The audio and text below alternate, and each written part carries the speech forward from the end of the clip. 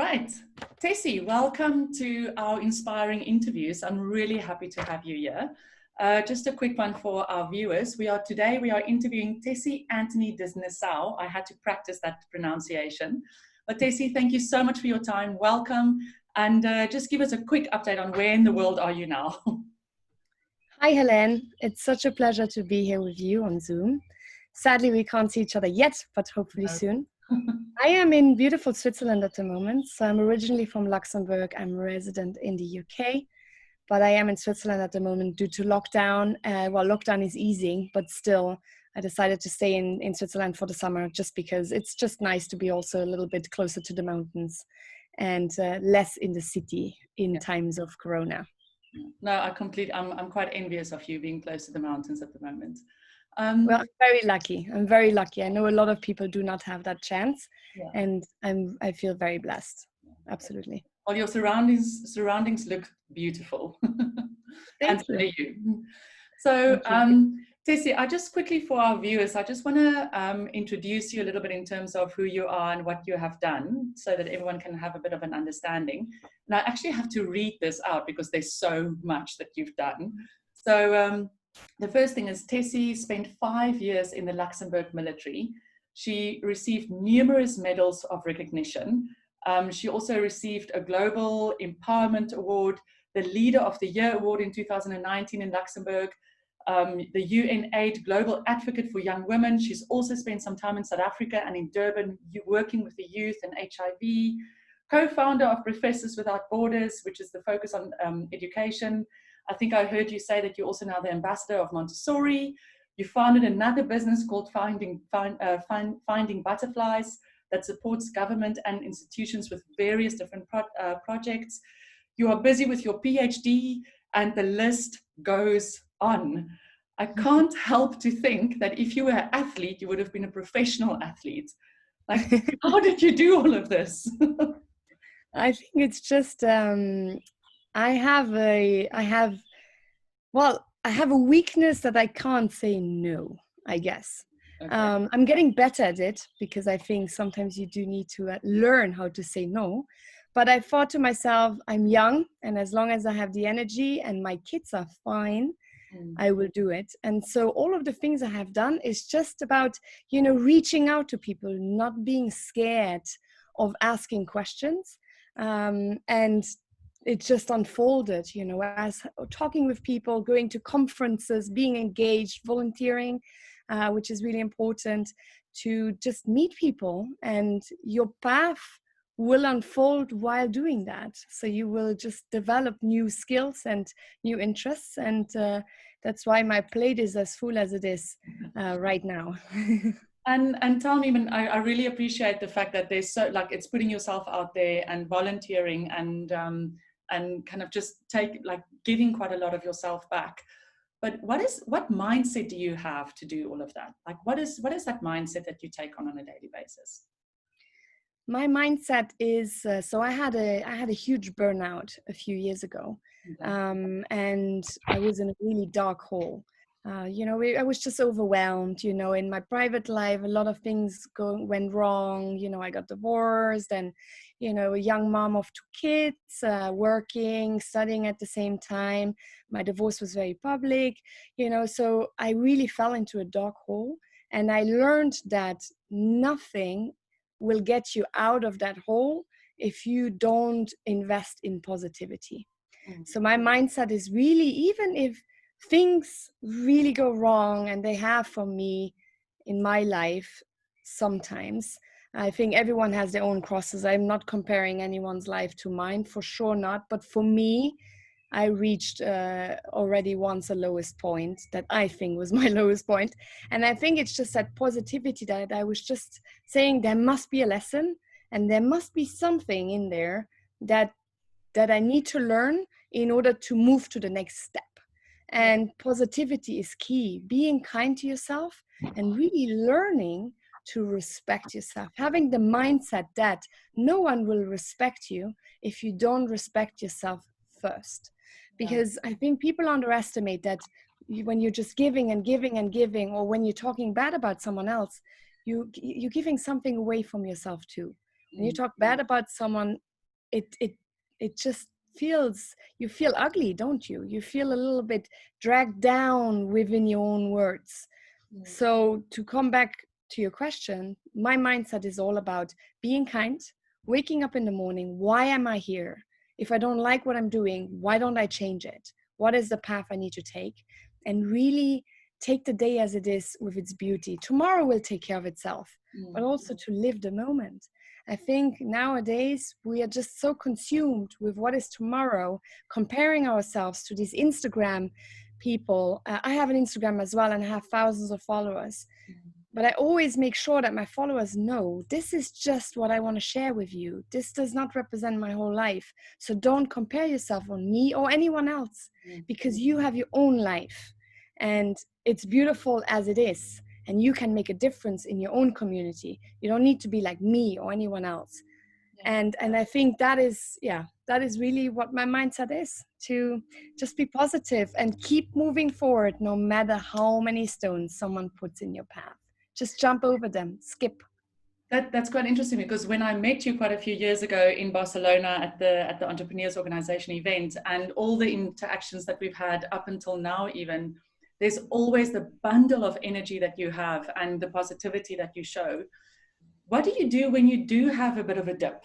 Like, because like we all human, like how do you get yourself out of that? And especially thinking about all the stuff that you're doing in the entrepreneurship and things, all the entrepreneurs always speak about this roller coaster. What do you do? Yeah, absolutely. So I do as well have my roller coasters. I have my own company as well. I have my own charity. Well, you've got quite a few things, if I can remind you, that's going on for you. And, and also in my private life, I think we all have our ups and downs. As I said before, everyone has their own cross to carry. And so do I have as well these dark moments where I go to bed and sometimes I think, am I a good mom? Have I done the right choice? Or, do people like me? When I get criticized or when I have a fight with a friend, whatever it is, it's normal life, right? Everyone has that sometimes. I feel like crap too. I lay in bed and think, okay, this was not a great day. I might not have done the right choice. I do also mistakes, but how can I fix that? At the same time, I let the emotion happen. So I'm not suppressing it. So what I think is important as well, to not deny yourself from emotions. So yes, I do cry too. I think that is really important. A lot of people that I talk to, that I mentor as well, especially young people, they don't know how to cry anymore. And I think that's really important, to feel the emotion. I meditate, which I think is key to check in with yourself. So that helps me a lot as well, to come back out of that moment of stress or weakness or darkness or whatever it might be, to really, reconnect to yourself. Okay, let's take a deep breath. Where am I? And just check in with yourself. Where does it hurt? Where do you feel that emotion? Is it anger? Is it denial? Is it frustration? Is it scare? Is it fear, right? Is it happiness? Whatever it is, you need to feel it. And sometimes we don't feel each other anymore. And so I think, meditation definitely is something that helps me to get out of that black hole each time. And I feel as well when I need to meditate again, because, our days are all busy, and sometimes I'm like, I really don't want to meditate. I really don't, Also, how do you meditate? Exactly. A lot of people say, well, I don't know how to meditate. Yes, you can. Everyone can meditate. There's that Muse headband, for example, you can buy, which kind of like registers your neurological brain waves, which gives you instant feedback. So you do not have an excuse not to meditate, because the headband tells you when you're relaxing and when not, because that is often the excuse of people saying, well, I don't know if I am meditating. Well, this will tell you. So if you do want to meditate, if you do want to have a date with yourself, that is the way to do it. And that is what helps me. I've actually never heard of that headband. It's amazing. Google it. It's MUSE. And it has been incredible. In a nutshell, what happened to me and why I think it's so valuable is that when I had my burnout years ago, I didn't realize that. So I was meditating with the headband. Someone gave it to me as a gift, saying, Tessy, I think this would really help you. And I was using it. And I realized that when I hear the birds, so you hear the birds when you're in alpha state, and you have winds like, when you're distracted, right? So pretty simple technique, very easy to use. And I realized that when I felt that anxiety, that pressure in my chest, which comes up when you have that anxiety feeling, dizziness and whatever the symptoms are, they're all very unique to each and every person. I was hearing the birds. So what I realized is that my head and my body were completely disconnected. So that when I actually was calm, my body was freaking out because it was like, what, you calm? Why? You know? And I think that was amazing because since then, the symptoms have ceased. So I think it's just really, that's why that connection to your body through meditation is so important. But that's quite an interesting comment that you make around my body and my mind almost was disconnected. So it's like your body might feel the anxiety and the stress that it's going under, but that mentality and the mindset that you have can really support, kind of get you out of that process. 100%. Yeah. I think the words are like seeds. You plant yeah. them yourself. And if you tell yourself the whole time and you doubt yourself, I'm not good enough, I'm not beautiful, I'm not successful, I can't do that. If you tell yourself that the whole time, your body will start believing it. Because the way you react to situations, your conscious, your mind cannot make something up by itself as such that would have an effect on you. You do that to yourself. So what I do as well, a good example, and what I make my mentees do that I mentor, sit in front of the mirror every day for 5 minutes and look at yourself. And just really realize, who are you? Where are you? How do you look? And talk to yourself. Say, thank you. Thank you for being here. Thank you for carrying me. Thank you for not collapsing. Whatever it is, you know, because we take our bodies for granted, but we do forget that we only have one. Yeah. And I guess there's such a big drive also about gratitude and say appreciation for other people, but we forget to do that with ourselves. Yes. And I mean, we probably our biggest enemies because we put our body through a lot. We put our minds through entrepreneurial crisis. We kind of mums and dads through the family things. So there is that self-appreciation that's definitely needed. Yeah, exactly. It is like, put your mask on first before helping anyone else. Yes, absolutely. Yeah. Take care of yourself first so that you can take care of the others. Yes. Yeah. Now, we're almost running out of time, and I just want to get a little bit, and it matches quite nicely what you're saying now, but you've got two beautiful boys. And I also know that you are very excited about, for example, the Gen Z that is in the world at the moment. What do we do? What can we do as entrepreneurs, as leaders, as parents to raise kids that don't necessarily fall onto the drug wagon or anything like that, but that becomes driven and goal-oriented and can achieve what it is that they want to achieve? Yeah. So I think, well, as a mother, what I do with my kids, I take them with me everywhere. Sometimes people say, oh, that's annoying. You bring your kids to meetings. I'm like, absolutely. If there's a problem, I'm sorry, I'm a single mom and I have my own company. I need to bring them. But if there's a problem, then we can't work with each other. So I take them to conferences and everything, and they learn so much. I had a thing in Dubai, for example. I took my two sons, and it was a very formal conference, and I was speaking on stage, and a journalist went up to my son. He was 11 at the time, Gabriel. He would be 15 now. And the journalist said to my son, is it not boring to come with your mom always to conferences? Your mom is known to take you guys everywhere. Would you not be rather playing at home? And I was standing next to the journalist. Firstly, I was a bit mad because you don't do that. You don't put kids in front of a camera like that without asking. It's mad or furious.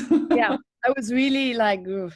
But then my son, he looked at me and he said, Mom, I got this. I was like, okay. And I thought to myself in my brain, this can go always now. I don't know what he's going to come up with now. And I was like, okay, fine. I trust you. And he looked at the guy and he said, you know what? I learned something today I didn't know women were doing. Like, still thinking about it gives me goosebumps. I was like, my mouth was like, oof. I was like, wow. And then the journalist looked at me and I looked into the camera and I said, so my son gets it at 11-year-old. What is your excuse? And that was the conversation. So I think that is what creates opportunity. It's for young people to be exposed as much as they can to the reality of what is life. that from nothing comes nothing, and to become street smart. I think now being on your phone the whole time and being home, people lose emotional intelligence. Yeah, Interacting with people. 100%. And I think we as parents have that responsibility to take our kids, teach them, show them what we are doing. How do they want to be inspired, our kids, if they don't see what we are doing? And what inspires us? Get them to know what we do and get them to know as well our mistakes. Yeah. Then with other kids, which are not mine, for example, in South Africa, there is the biggest population in the African states are Gen Zians, which are under 18. The factors, we can discuss another time, but it's a reality. What does that bring? It brings a very young generation up to the game, which will take over in the next 10 years. That are our next future leaders. We need to invest in them. So I have my charity working in a lot of African states. What is important for me is to just, we as entrepreneurs, we as human beings who are quite privileged, to really give back and see these young people. Just see them. They are there. Because it starts with that, acknowledging that they exist. Then secondly, how can we help them get to know their own skills, their strength, self-esteem, how to help them build themselves up? What I do in Sierra Leone, for example, when I teach there, the first thing I do in the class is, if Sierra Leone would disappear tomorrow, as an example, what would the world lose? Just for these young people to understand what is the quality and what do you like about your country? Where do you see yourself? What is your education? What are your ambitions? What is the negativity inside you? And that paragraph will teach me exactly where that student is with his mindset or her mindset, where they want to be, what they want for life, where they are struggling. And then I can work with that in order to bring them together with the governments and businesses and create that triangle of change. So that is how I do it. But obviously, there's so many different ways of empowering young people. But again, as I said, in a nutshell, we need to start seeing them first. They are there, and they are amazing, and they're innovative. They have ideas. They know their societies better than we do. So who are we to teach them otherwise? They need to teach us, and they have so much to teach. So really listen as well, and invest in them. There's so many beautiful projects we can do. As you said, Helene, you coached a lot of your clients for free during Corona because you said it's not the time to cash in. And I think that is also something people need to realize more. The things you don't do money on are mostly the ones you have the most reward of yourself. So just give your time as well and make sure you give back, because whoever's listening now, are there where you are right now because of people that supported you too. So I think it's just to give back to other people and be that pillar to someone else. I cannot agree with you more, and beautifully said. That's absolutely spectacular. And I also think the one thing that came up for me is I often hear people, and I'm sometimes guilty of that myself, going, "Oh, the millennials." And it's about changing that narrative, the way that we speak about the Gen Zenians or the millennials, because it's the amazing millennials or the amazing next generation coming up. Like you said, the tongue is a powerful force. Yes. So it is also about how we speak about them and how we look at them. Yeah, absolutely. 100%. Tessy, you are a phenomenal woman. I can talk to you for hours. Thank you so much. Yeah, thank you so much for your time. I really appreciate it, and I really hope everyone really got a very solid message from this. I certainly, the one thing that I'm taking away from this, Tessy, is what I'm going to do with my kids. So thanks for that share. I really appreciate it, like taking them out and showing them what is out there instead of just talking it, but showing them, letting them be part of the whole process. So as I said at the beginning, it's all about connection as well. So if someone listens to this and has more questions or wants to get in touch, I'm looking forward to each and every one of these messages. Can you quickly just tell us how to get in touch with your charity if anyone is interested? Yes, so it's www.prowibo.com. That's my charity, Professors Without Borders. And my Instagram, where you can write me a direct message, is Tessy_from_Luxembourg, or my Twitter, Tessy_DE. If you have any questions or even suggestions or just some comments on this, I would love to hear from you. Excellent. Thank you so much. I'll also put that up so that people can actually see it on the recording.